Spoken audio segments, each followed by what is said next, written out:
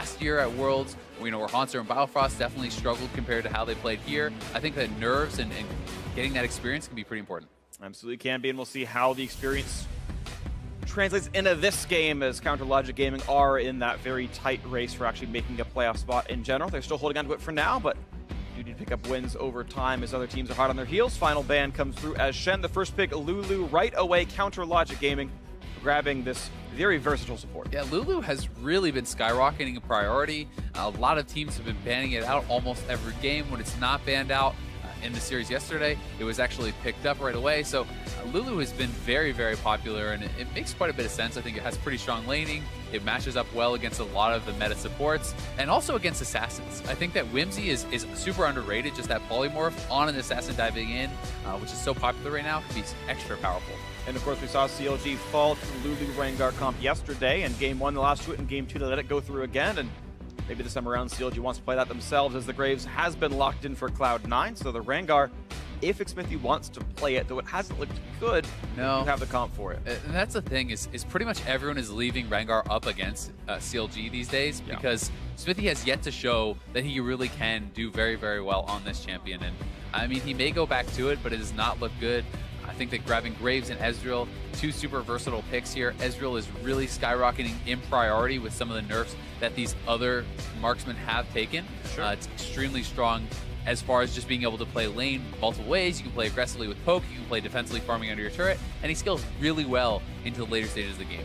Definitely can. And so meanwhile, we're going to look at CLG looking for their options. Caitlyn, Lulu, definitely a very strong duo.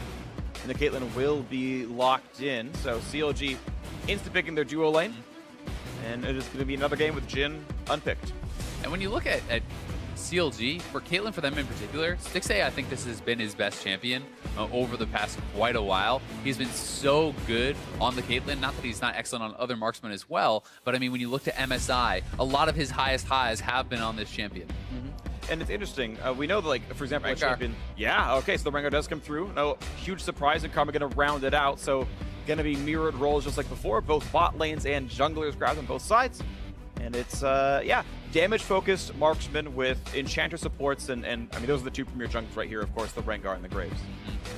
And I think there's just going to be a lot of pressure on Xmithie to perform, not only because he's on the Rengar, which he's been heavily criticized for, but just in general, Xmithie has not looked good this split compared to his past form. He always had been that super consistent guy that people are like, oh, he's so underrated. And this year, I think he has been consistently CLG's weakest player. Yes, I would agree with that. And everyone else has been, to some degrees, hit and miss, but being the players who've been hit and miss, Darshan actually had been doing a bit better on the carries. The Fiora banned away by Cloud9. Don't want to let him play that. Yeah, especially when it's not something that we ever really have seen Impact playing. May as well take away this target ban, do that very easily there.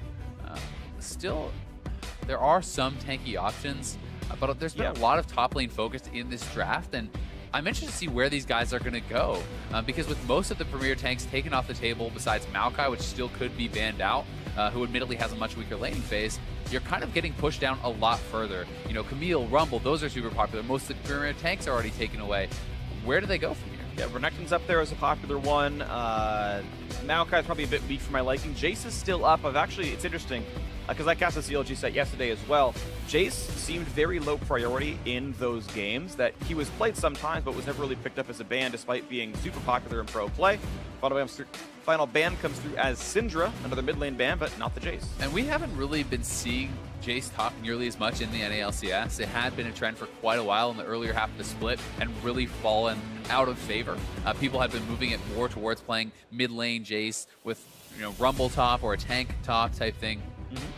Maokai obviously still very serviceable. His laning phase is quite weak, so if CLG wants to go for something like the Renekton, they should have a pretty heavy early advantage. That said, as Maokai gets to later stages of the game, still a huge force. Yeah, definitely, I agree. Once you're into the late game, it doesn't really matter anymore for Maokai, but I know the nerfs did hit him quite a bit. I think actually there's better tanks right now, like Sion. I think is just a stronger champion in a lot of respects, but right now, not one that many people play right now. MVP, kind of the only team that plays Sion top. But that's a big thing, right? It's Maokai is something that is very easy to play. Everyone has massive amounts of practice on it. So even if it is weaker than another champion like Sion, if you don't have the practice on it, it doesn't actually make up the difference in champion power. Oh, of course, yeah. You always got to multiply the power by your familiarity with it. And the Maokai is still going to be picked up for Cloud9 here in the top lane. Another pick that I'd be excited to see more of is Kled, right? We've seen Zig have a lot of success on it. I think it's very powerful.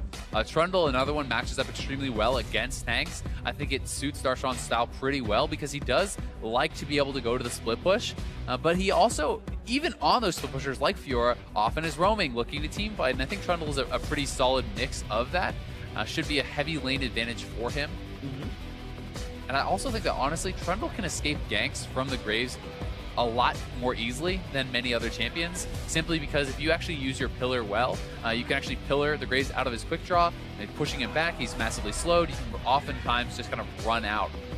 Absolutely. Interesting to see here, actually. Rise going to go through picks and bans uncontested at all. Echo is going to be the mid laner instead. So it is interesting that, based on just generic pick rate tier list kind of things, a lot of the top tier did go uncontested here in the pick and ban, Jhin and Rise being the two primary ones, but Echo got around at the comp as an assassin in the mid lane for C9. And I think one thing that is pretty cool about the Echo pick here is C9 is essentially saying, yes, we know Maokai cannot match up against the Trundle in the late game. Well, guess who maybe can, right? This is Echo, who can actually be a split push answer to the Trundle, right? The Trundle cannot just build only MR and only for that 1v1 matchup, whereas Echo can essentially just build pure damage, match up very well against the Trundle. It makes his ultimate less effective, and in the late game stages, you can actually have that as an answer. Right, and thankfully C9 have two good high damage marksmen in the jungle Graves and the bot lane Ezreal, so a good mix of damage types, a good amount of threats, and Darshan, we'll see how his 1v1s actually go. Jensen is looking like he's bringing teleport into this game, so right, very obviously he wants to be in the split push. Orianna, of course, worse at that. Caitlyn as well. And I also 1-3-1 better for C9. This plays well to C9's strengths because they have not been a dominant early game team. They are a macro-focused team. Jensen is fantastic on the split pushers. Impact as well has had such great lane control in his side waves that this gives C9 big advantages, I think, going into the later stages of the game. And we'll see if C9's macro is going to stay sharp, if they're going to keep this one going. Of course, we are ready to go into game one. Trundle in the top lane for Darshan. CLG going back to a more split-pushed focused top lane, which has been better for them. Back on Darshan's old style of hopping off the tanks, going more for the fighters. But yeah, Cloud9 having a 1-3-1, having double teleport, really good at breaking the map open. The team fighting for CLG will be pretty frightening, though. And another thing to keep in mind is Rengar can go for those kind of side lane assassinations if it does end up in split push. But we have Rengar, Ori, Lulu, powerful combos there. The Maokai, even if you get to late game, can get shredded by the Trundle ultimate, making him more easily killable for Caitlyn and Ori. Yep, totally agree. So going to be a fun one to watch. We are into game one here. Cloud9 sitting in first place, the North American LCS. And the question is, how well can you tune up in time for playoffs? Because they are guaranteed to be in that playoff run no matter what. Counter Logic Gaming still amidst a tight race. Of course, Cloud9 is a very tough opponent, but CLG have won North America before. If they can get back to that form, that'd be great for them. And it feels like everyone outside of that top three, it's pretty up in the air. You know, it's certainly CLG is not out of the running by any means, but they're not safe either. And pretty much everyone from FlyQuest down to, it feels like, almost the bottom of the table could be contesting for those playoff spots. Yeah, honestly, mathematically, there's a lot of options open. Run, Darshan! Runs away from the fearsome kitty cat. As Darshan knows. Keep away from all that. Maybe he's allergic. You know, that might be the problem, actually. That is a serious problem, you know, if you are allergic to those cats. Yep, I am, sadly. Oh, that is unlucky. Yeah, well, I don't like them anyway, it's fine. Maybe it's why I don't like cats. There you go. Yep, we've got a game on hand. I don't want to sidetrack too much with the cat hate. Smithy going to get some help right there. The quick Q over the wall, and it's interesting that he's letting his dual lane just not bother with the leash, but instead deal with the landing phase early on. Of course, well, and these damage-focused marksmen. Leashing the Raptors as the bottom lane can be pretty rough. Generally speaking, the solos can help out with that more. But one of the advantages of being red side with this start is Maokai can very easily leash with a sapling, plus the Echo very easily leashes there. It's actually a lot more common to get more help on the red side as a start there. Yep, definitely the case. And oh, missed one, unlucky. He tried to have picks last at them for him, and he attacked one and had picks at the other, but not quite the damage either way. Small minion lead for C9, and level 2 might just come in first for the Caitlyn, actually. Headshot doing a lot of extra damage. Jensen getting the early trade on a who he cannot quite trigger the passive. Nice juke on the Q. Jensen actually whiffs an auto. But the back half of time, Weiner actually gets the damage off anyway. And Smithy has done kind of a little bit of a wrap up to top side. This may be to try to protect Darshan a little bit as he is going to be pushing in. We'll see if he is going to make his way up there. At least we'll be taking down the scuttle. And if you even just get down the scuttle and lay a trinket ward, that can give Darshan a lot more of an ability to kind of push in this lane and try to pressure them. Absolutely the case. So Smithy, see if he does anything for this top side right here. Just the early trinket ward. I like this. This is what I kind of consider like a planned jungle route, where he's like, yeah, you're gonna clear the scuttle, you're gonna give him a trinket ward. Darshan, you're allowed to play very aggressively because none of the flanking gank paths are open to contracts here. I do like how that's set up. CLG's always been a team that's been very smart about like hard planning the first like 4 minutes of the game. Yeah, exactly. Their level 1s, I think, have been traditionally the best in the league. Agreed. I think that a lot of their jungle pathing and stuff is very, very smart. This year has been more about once that pre-planned time is over, how are your decisions going to actually pan out? And that is where Smithy has been found lacking a little bit. We'll see if he can make up for that today. Good juke in the queue by 6A, but of course C9 still holding the push lead, still has that 1 minute advantage. Sneaky's only missed 1 minion so far in this lane.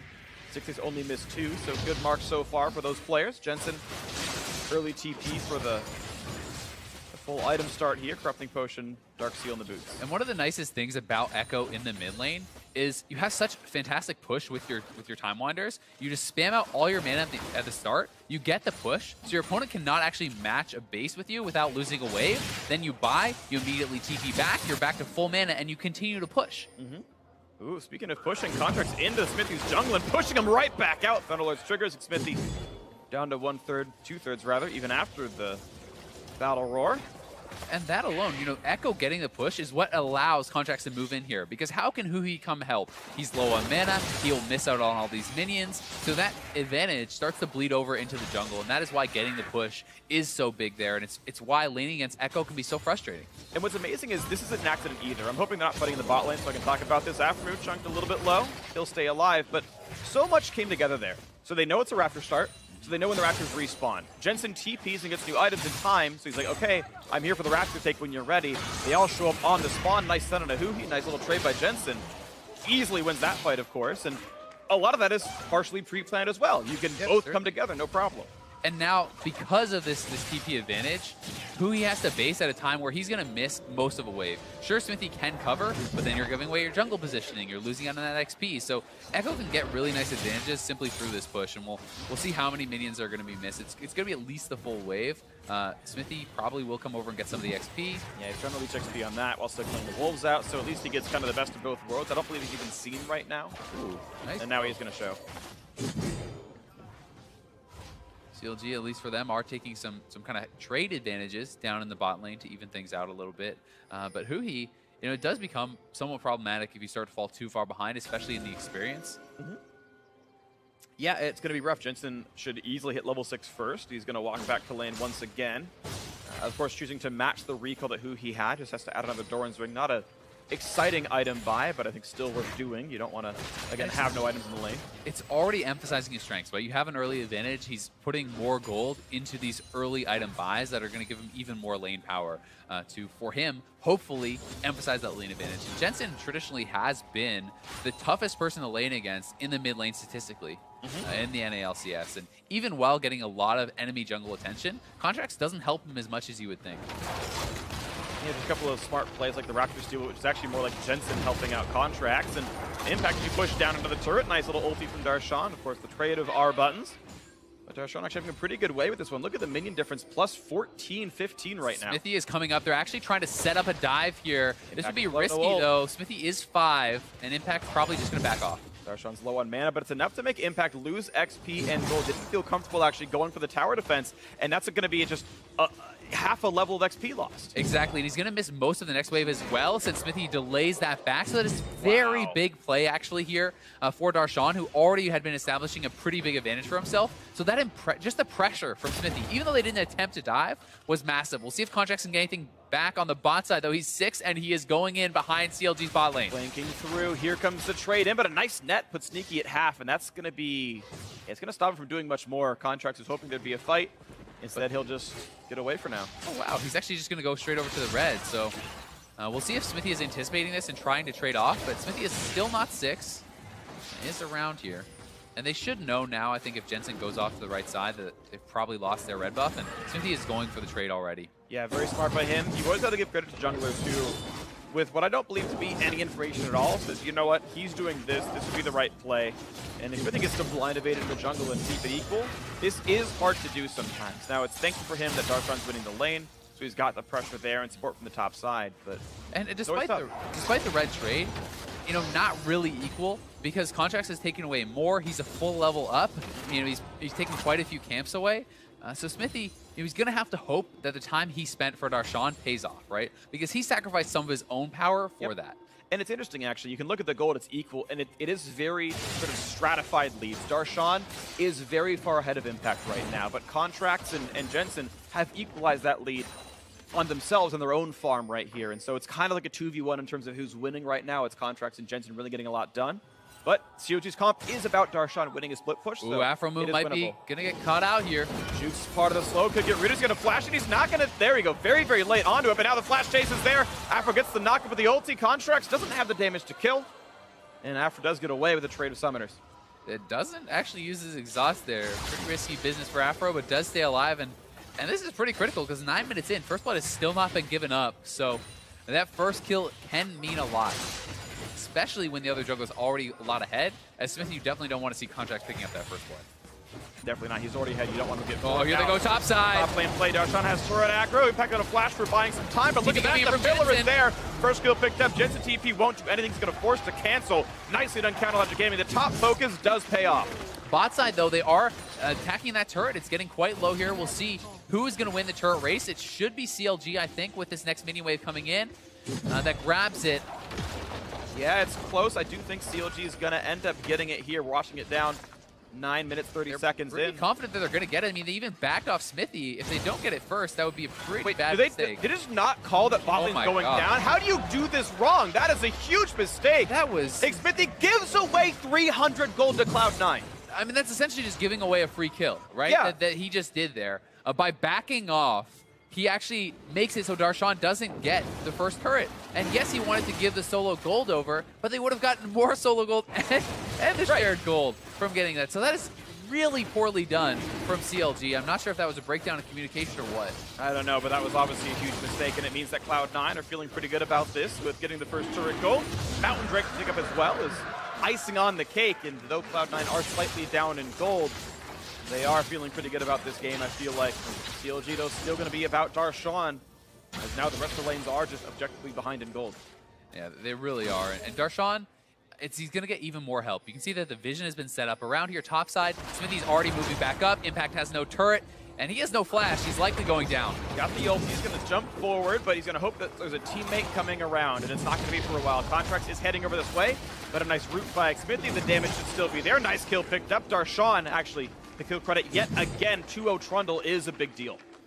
And where is Contracts in all this? I mean, he is getting some counter jungling down, but he needs to help protect Impact at this point so this top lane does not spiral out of control. Even if you can't be there for the gank, get some vision down. You know, he has the warding jungle enchant, so he needs to be able to help protect his top laner and actually keep him relevant. Because if Darshan gets too far ahead, there's going to be almost nothing Impact can do in the lane. Well, I definitely agree. It's going to be difficult, but again, we point to the fact that Cloud9 are winning in gold in literally the 4 other roles in this game right now. So it's Darshan versus the world.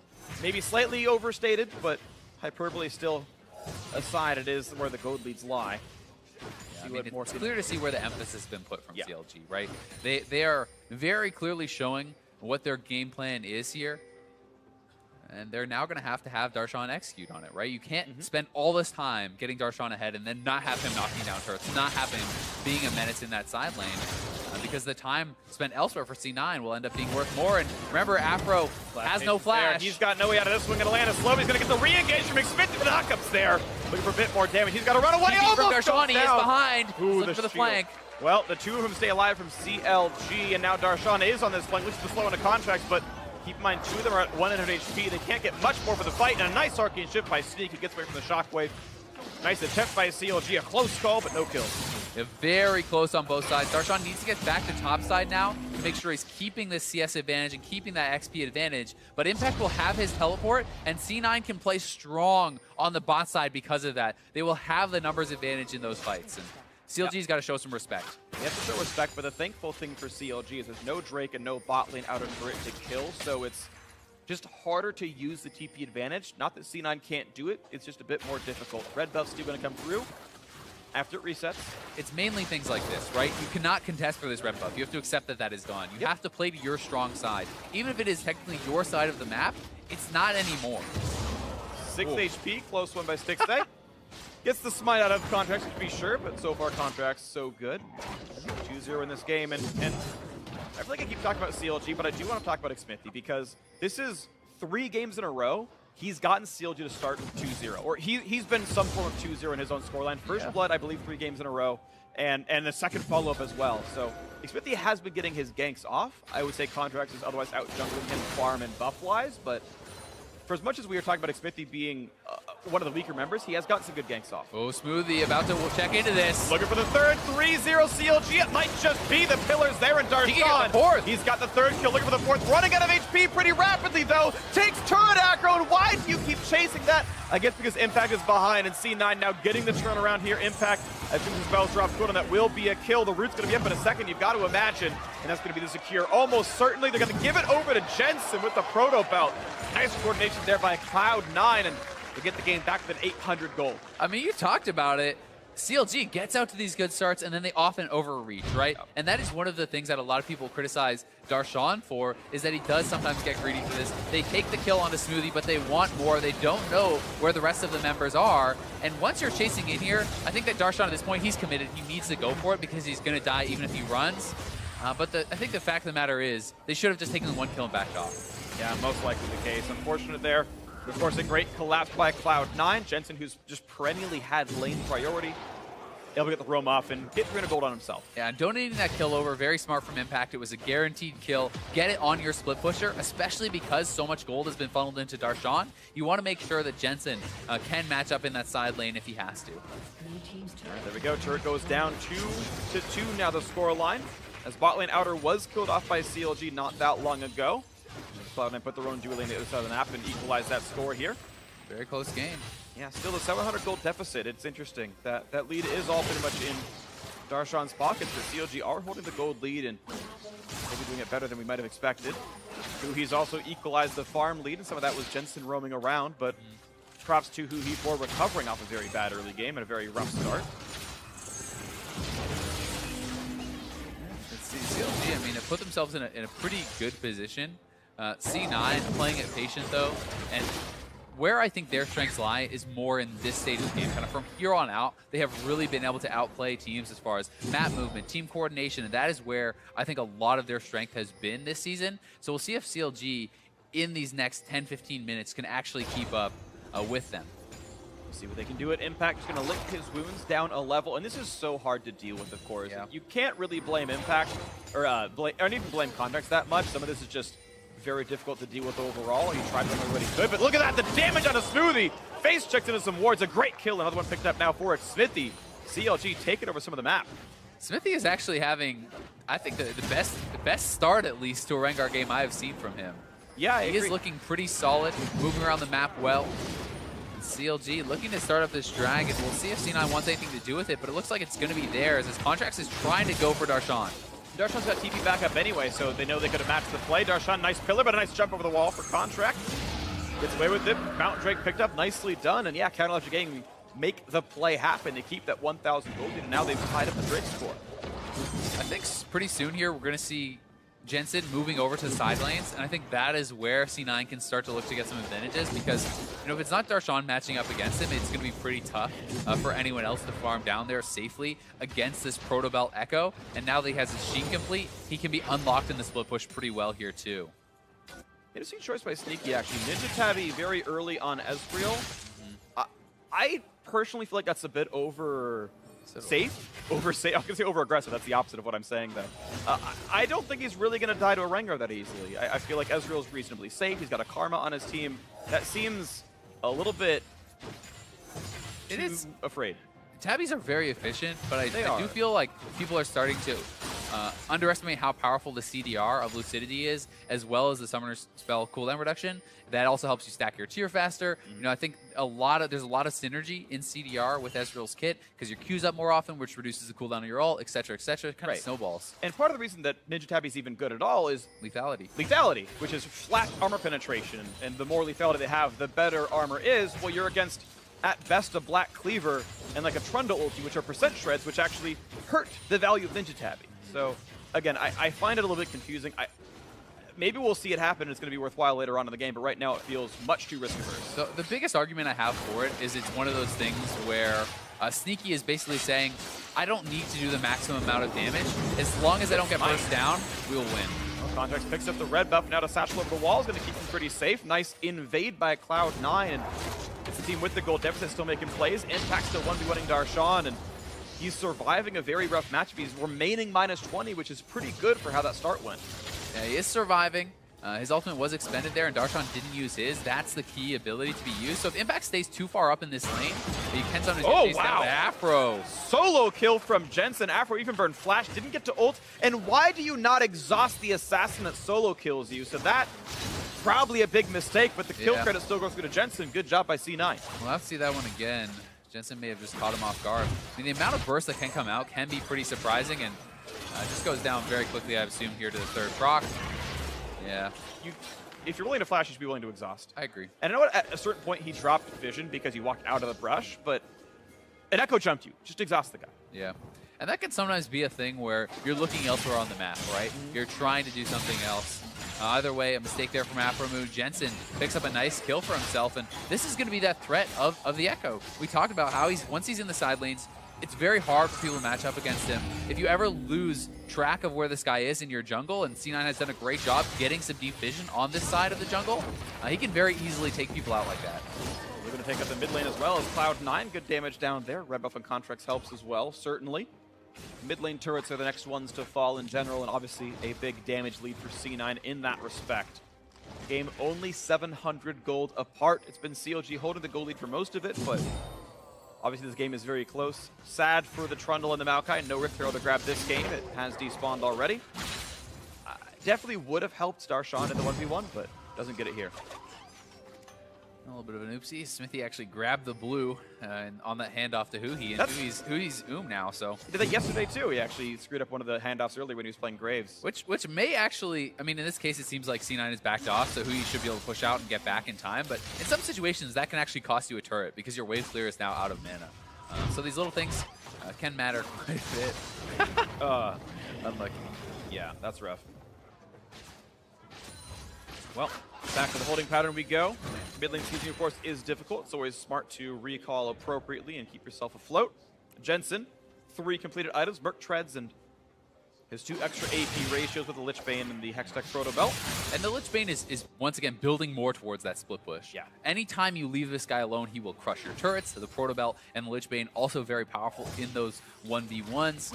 If you can get that third hit off with your E, the amount of damage it does is sometimes so shocking because you get the Lich Bane proc. It often is procking the actual third hit of your passive plus the E damage itself. Yeah. You can get hits that are insane amounts of burst. I really agree. Solid 20% CDR for Jensen. Wasn't running any CDR and glyphs.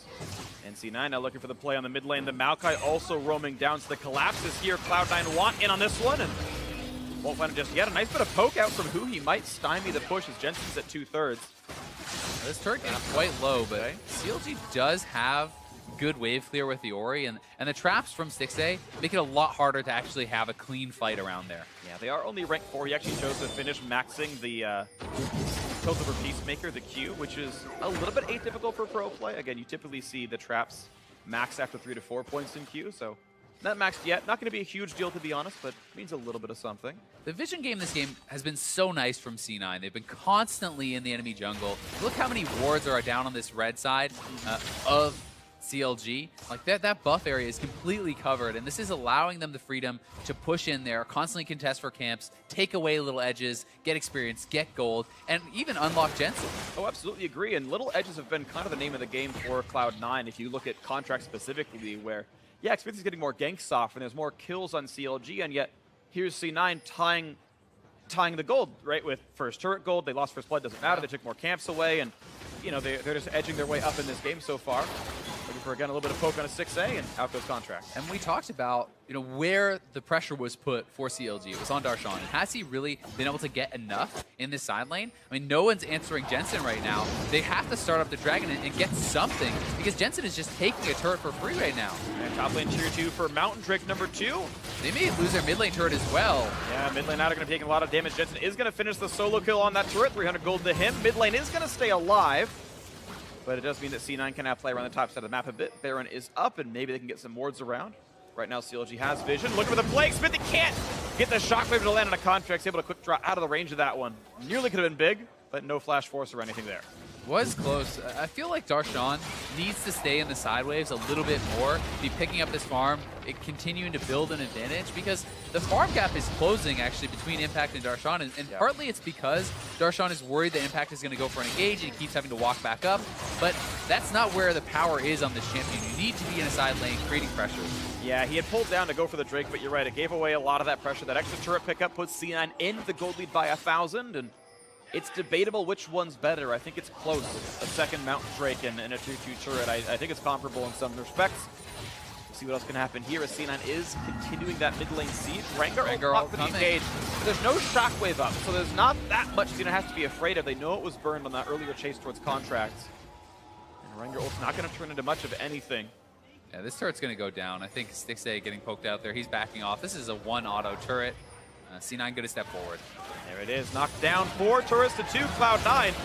They get into mid game, they get into that 1-3-1. Jensen solo kills a split turret, and they get the mid lane siege after all. Some of that actually from Jensen's laning phase powers from earlier on. I feel like he's actually been hugely important for Cena making good things happen. The untold story here too is just the farm that was actually lost in the top lane for CLG.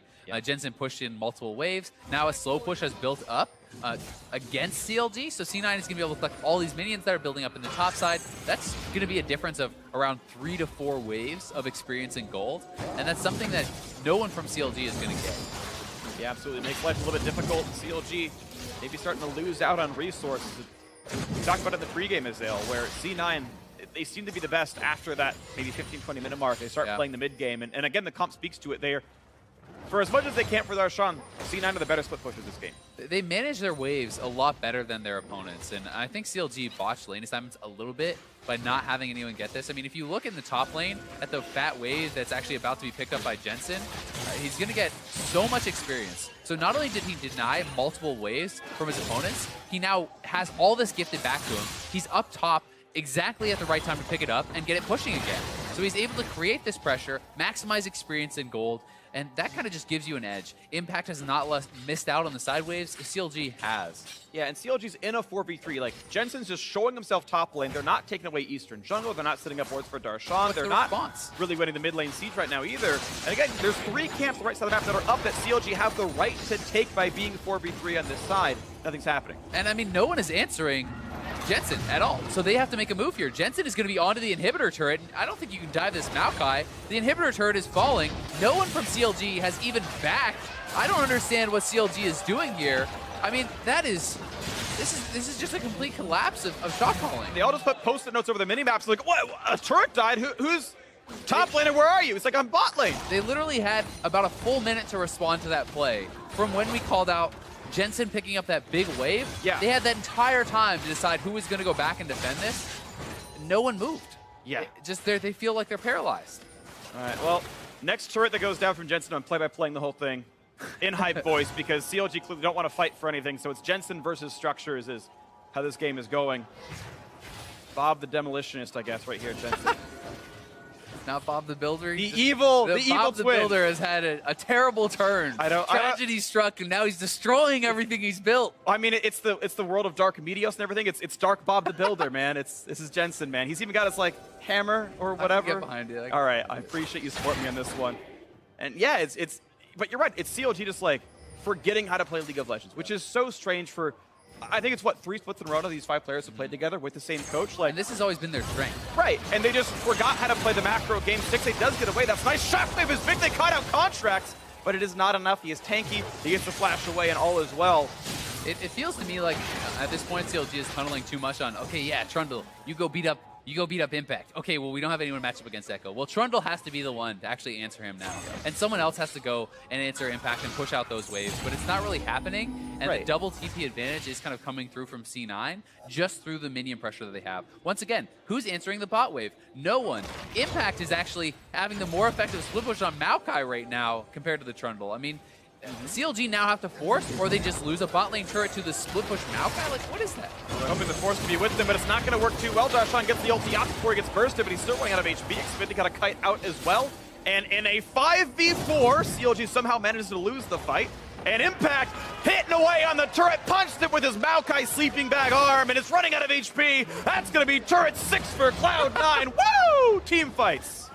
I don't know, man. I mean, they just don't seem to really have an answer. And in a game like this, it starts to feel a little bit inevitable if you're CLG, because if they're not willing to make a move and commit to a team fight or answer the split push, you do A or you do B. C is do neither, and that is what CLG has chose twice in a row. Yeah, and it's lost. Now, the score was 2-2. The gold was tied. They were tied on Drakes, and now CLG have lost 4 turrets for nothing. I mean, absolutely nothing. In what world should the Maokai, who got camped super hard, be the one taking more turrets in the last 15 minutes than the Trundle? The world where CLG forgot how to shot call, apparently, because they have just not assigned their lanes appropriately. That's just... It's a tough one.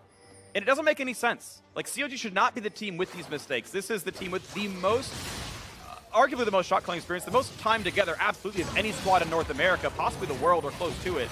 And nothing is going well for them. They are getting, in a very easy way, out-rotated by C9. Either way, we do have to take a step back and realize that CLG are certainly not too far behind, and they do have a lot of team fight power. They just need to be able to execute on it. They are going to be able to knock down a turret. Caitlyn's a fantastic team fighter. We know that Orianna has a lot of power if you can get that right shockwave. The Orianna-Rengar combo is still there. There still are split push advantages for Darshan. We just have to see CLG execute it on it. It feels like they are paralyzed. Starting up the Baron is going to be the answer to the Impact split push. Okay, Stick stays pretty big. He's at 2.5 items right here, looking for the pressure on the Baron, doing it rapidly. There's the TP. Pulling the TP out. Contract's going to look for the steal. He's not going to get it. Shockwave could stop him. There we go. The spike comes through for Xmithy. Shockwave going to be a complete airball there, but it's the Baron for nothing and a TP force. That Baron call helps CLG get back into the game. There you go. Good call from CLG. They're willing to make a play. That is what you have to do. You either A, force something, or B, respond. That time they force the Baron. They actually get it pretty much uncontested, which was a little bit surprising to me. And now this may unlock Trundle to get something done.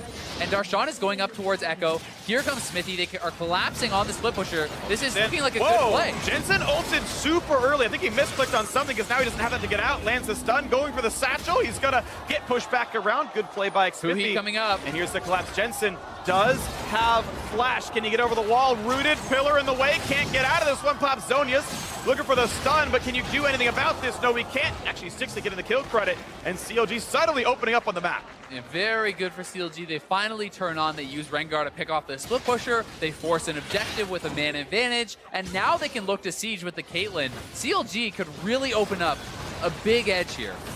We're looking for it right now. Into the mid lane, 2-2 turret. No chance of stopping it. The 5v4. The wave clear is so low for with C9. The Baron buff. Yeah, this could work really well. Graves is trying. Catchman is going to die, and Melee going to follow as well. And there's no wave for a little bit here, so CLG going to have to stop and recollect themselves. They've sent the Rengar to the top lane to collect the wave. This is a very difficult siege to defend for C9. With the trap set up, the ball used for zoning, Sticks that can very easily step forward and start hitting this turret. As the next wave comes in, Jensen still won't be back.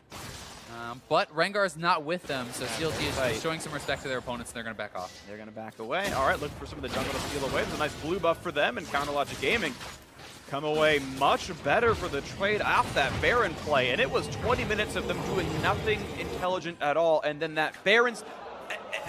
I don't mean to be like overly harsh, but like...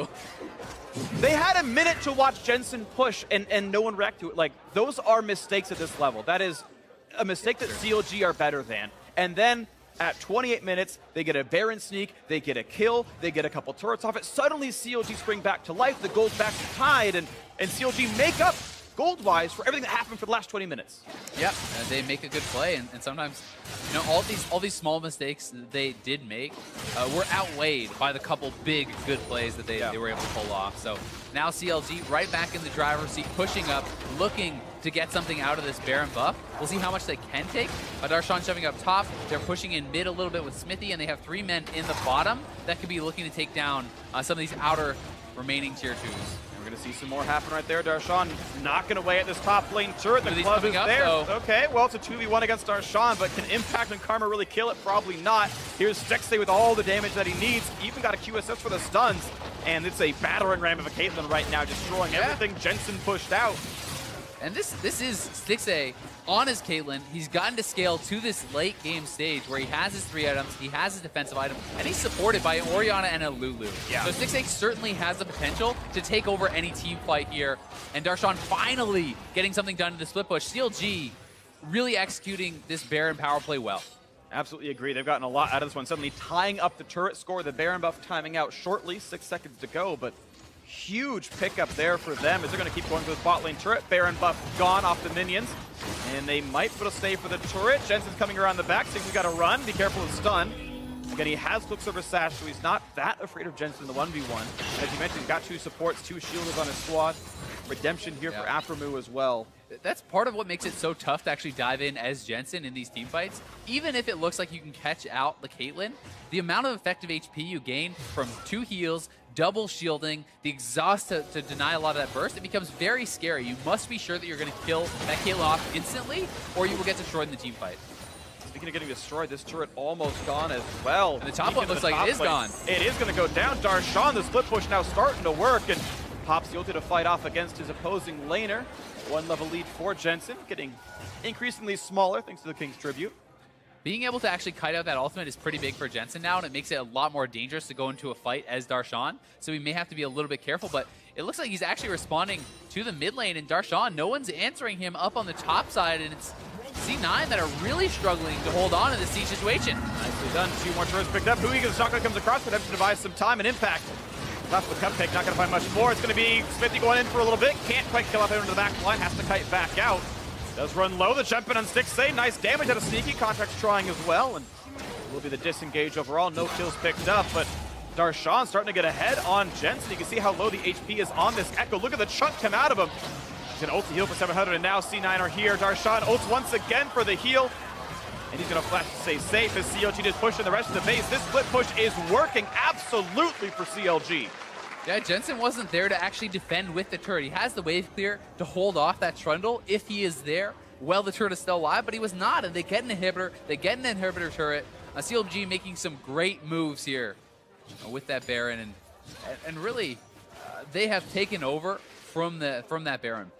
Wow, so great move, CLG. Your fans are proud of you because they came back from a 4-something thousand gold deficit and made it plus 3K.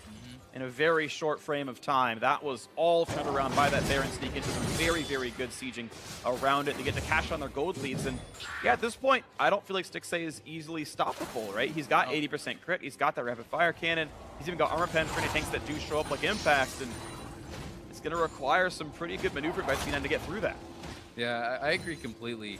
I mean, Stixay has not really been challenged in this because I think C9 is realizing how tough it's going to be for them to actually win a team fight that they do commit to. It feels like either they need to be able to get something done with their double TP or find a pick-off.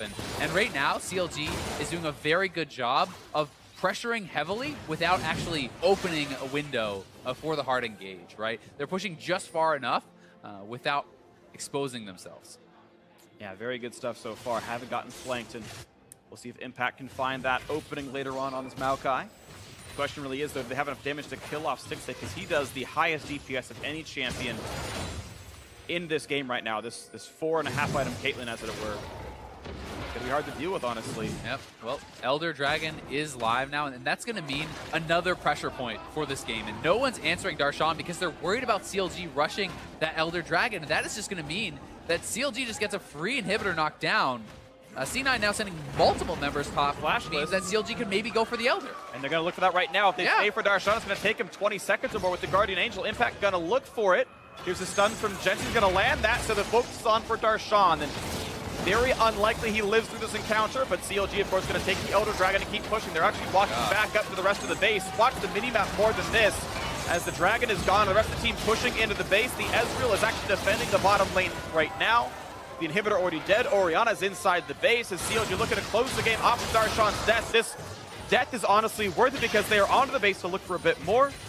Question is how much time does CLG really have as the rest of C9 can come back to defend?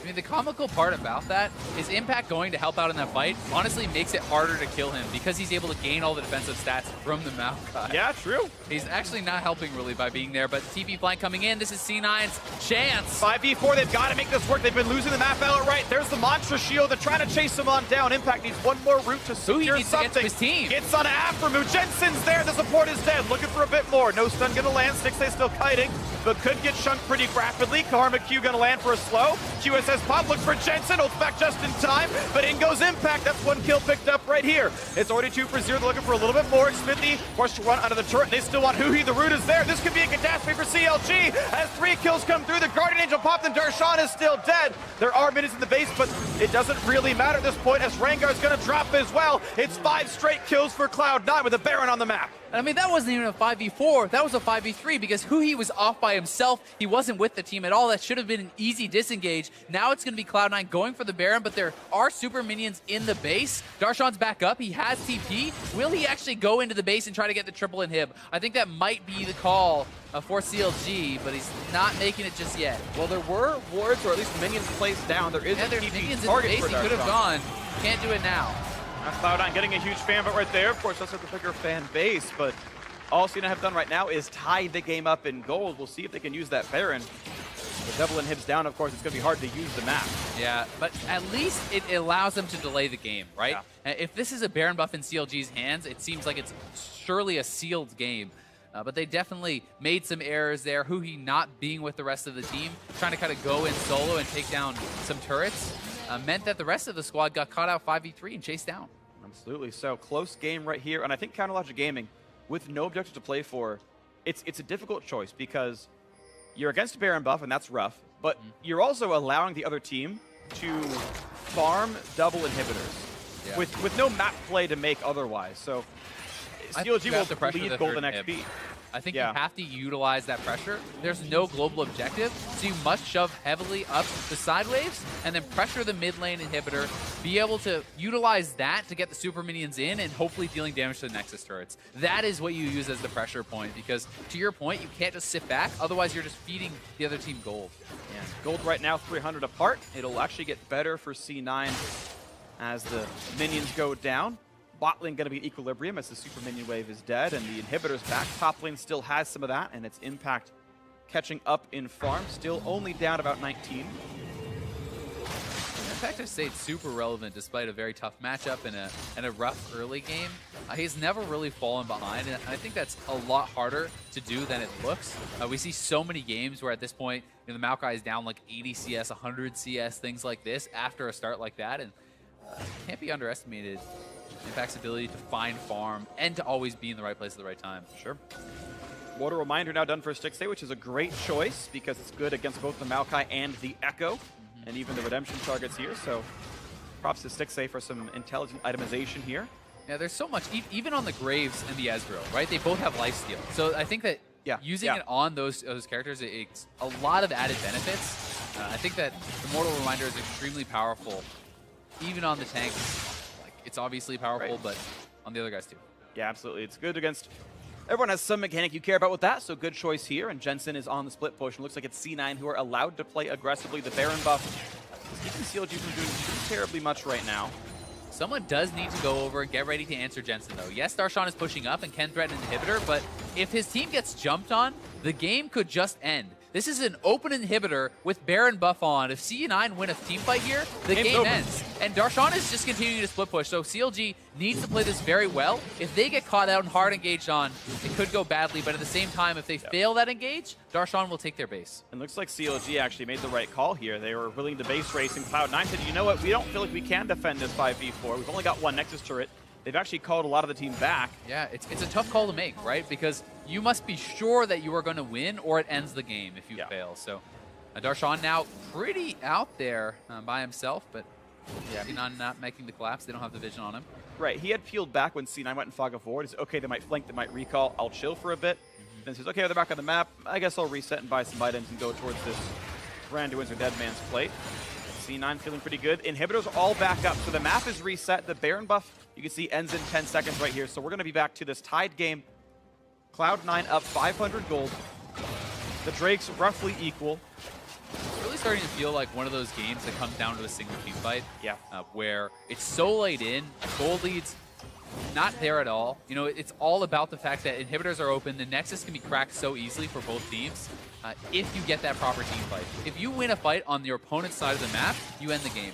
So it's going to come down to only one turret stands between CLG and Victory and Cloud9. Only one team fight stands between them because of how far pushed up they are. And no one is here yet for Jensen. We see Darshan coming down now, but even one hit on this inhibitor turret, like, look at that, it's half the health.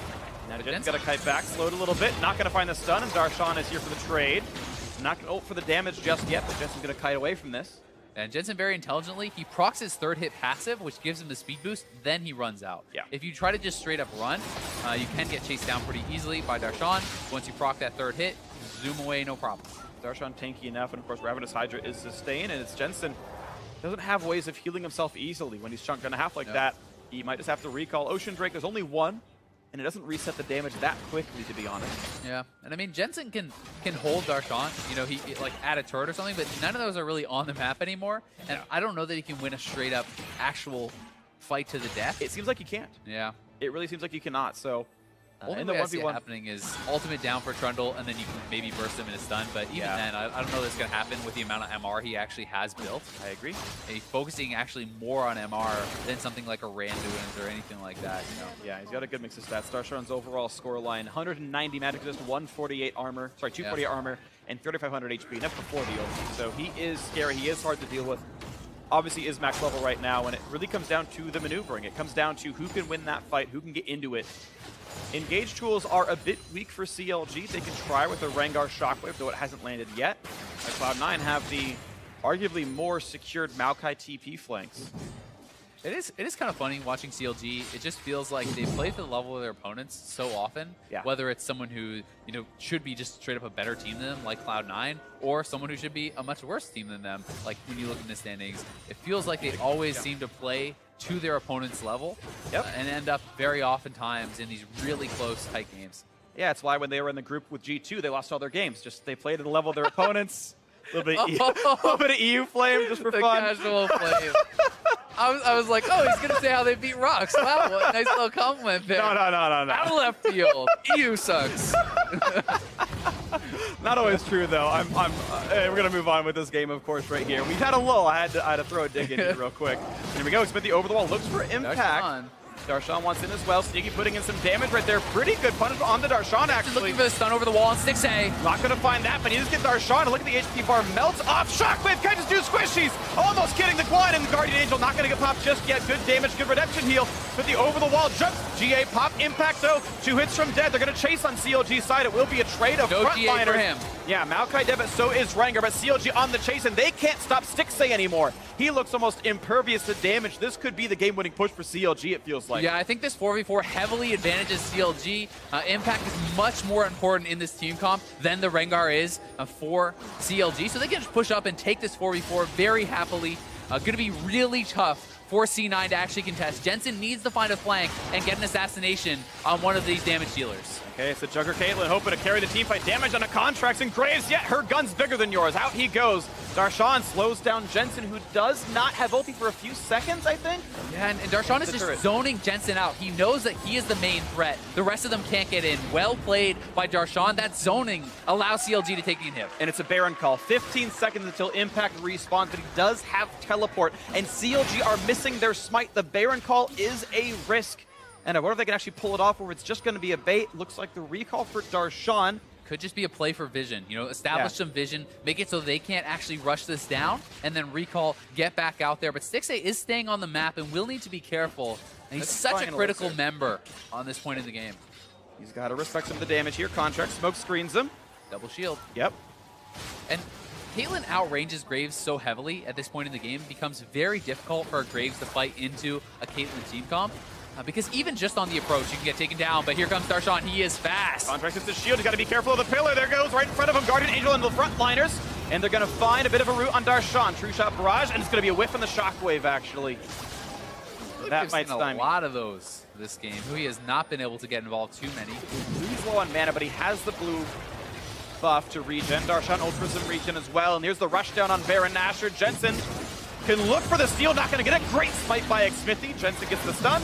Ults back over the wall. Worth the attempt. Definitely worth the attempt for Jensen. Ults back away. Elder is out on the map, and Darshan's actually TPing back out there. He wants to get in position, but who he recalled, so this is, I guess, him slowing down the Drake take. Yeah, I think this makes quite a bit of sense, actually. Buy time for your mid laner. You have mid lane pushing with the supers. You can control the Elder area and look to establish an advantage. It's CLG with control, and again, Stixxay seems not to be able to be stopped. Maybe there's a flank play. Jensen can run the backside, but now the push is on towards Impact. Still no Guardian Angel, and decent damage comes out from the Caitlyn. Into the mid lane they go. Damage is gone, and once again, they look at this Elder Dragon. They look back at mid lane. The bot lane and top lane pushing heavily for C9. CLG will have to make a move or go to answer those waves. Killer slows down a little bit. They're trying for the play on a mid lane. Then they got the inside track on the base itself. Jensen's pushing for the bot lane right now.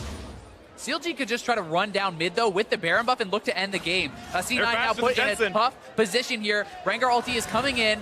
Jensen is going for the base race. This is going to be huge. Smithy wants to stop the back. Yeah, and he's going to stop them. So CLG can just walk into the base right now. Stixxay is going for the turrets. I don't think they can stop them at all. CLG off the back of Stixxay. Jensen is not even the right side of the map. It's over. It's CLG with the comeback win in game one. No one's even on the map. The out-rotation win comes through. Game one, CLG. In what was a topsy-turvy game, a CLG make the eventual move and out-rotate C9, taking down the Nexus. This was such a strange game. It ends with a 100 gold lead for Counterlogic Gaming.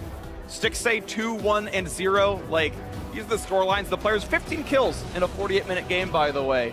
Yeah, I mean, Hui 0-1-2, right? They're all involved in almost no kills were a lot of these guys, but it was so much about the map movements. And earlier in the game, it was about CLG's failure on the map movements. It was about the fact that they were bleeding objectives and not having the correct lane assignments. But then, C9 likewise seemed to struggle with where to place their players, how to match up well, and really that Baron that was given over to CLG was the catalyst that let them take this game. Yeah, they were able to equalize all the gold. And at a certain point, it was like, well, if you can't catch Stixxay, we're just going to use him to win the game. And that last maneuvering at the very end there, the last 1 minute was just very strange, where C9 just felt like they were lost. They weren't aware of what the objectives were. It's like, well, it's mid lane to win the game, and the Elder Dragon, which maybe wins CLG the game. And then they ran top side. They ran to the top side of mid and went, they can go mid. And then Jensen just doesn't recall to defend the base, and just C9 gives away the opening. He had TP as well. Right. He could never TP back to the base too. But it just felt like both these teams really struggled to make the correct decisions in the macro movements, the map play. Eventually, CLG comes out on top, and I think largely because they had a very tough comp to fight into, and they were very successful around the Baron. They were very successful around Baron, so props to CLG for that game win. Nicely done by them, and now to help us break that comeback win down.